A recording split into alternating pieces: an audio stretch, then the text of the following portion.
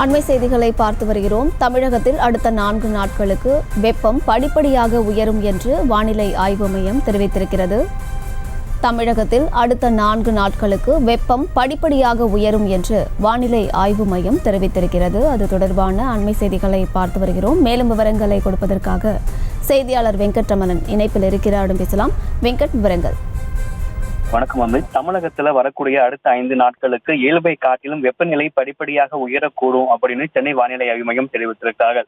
தமிழகத்தை பொறுத்த வரைக்கும் கடந்த சில நாட்களாக பல்வேறு பகுதிகளில் கனமழை பெய்து வரக்கூடிய நிலையில கனமழை முடிந்து தற்பொழுது வரக்கூடிய நாட்கள்ல வெப்பநிலை இயல்பிலிருந்து படிப்படியாக 2 முதல் 3 டிகிரி செல்சியஸ் வரை உயரக்கூடும் அப்படின்னு சொல்லி தெரிவிக்கப்பட்டிருக்கு.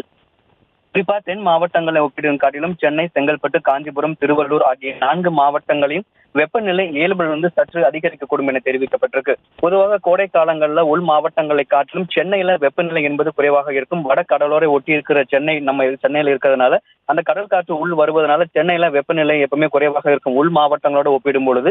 ஆனால் இந்த முறை உள் மாவட்டங்களை காட்டிலும் சென்னை, திருவள்ளூர், காஞ்சிபுரம், செங்கல்பட்டு ஆகிய 4 மாவட்டங்களிலும் இயல்பில் இருந்து 2 முதல் 3 டிகிரி செல்சியஸ் வெப்பநிலை என்பது அதிகரிக்கும் என தெரிவிக்கப்பட்டிருக்கிறது. அதே போல தமிழகத்தின் பிற பகுதிகளிலும் வெப்பநிலை என்பது அதிகரிக்கக்கூடும் அப்படின்னு சொல்லி சென்னை வானிலை ஆய்வு மையம் தெரிவித்திருக்கிறார்கள். குறிப்பாக மழை குறைந்து அடுத்து வரக்கூடிய நாட்கள்ல வெப்பநிலை என்பது தொடர்ந்து அதிகரிக்கிறதுக்கான வாய்ப்புகள் இருப்பதாக சென்னை வானிலை ஆய்வு மையம் தெரிவித்திருக்கிறார்கள். விவரங்களை வழங்கியமைக்கு நன்றி வெங்கட். செய்திகளை உடனுக்குடனும் துல்லியமாகவும் தெரிந்து கொள்ள சப்ஸ்கிரைப் பண்ணுங்க.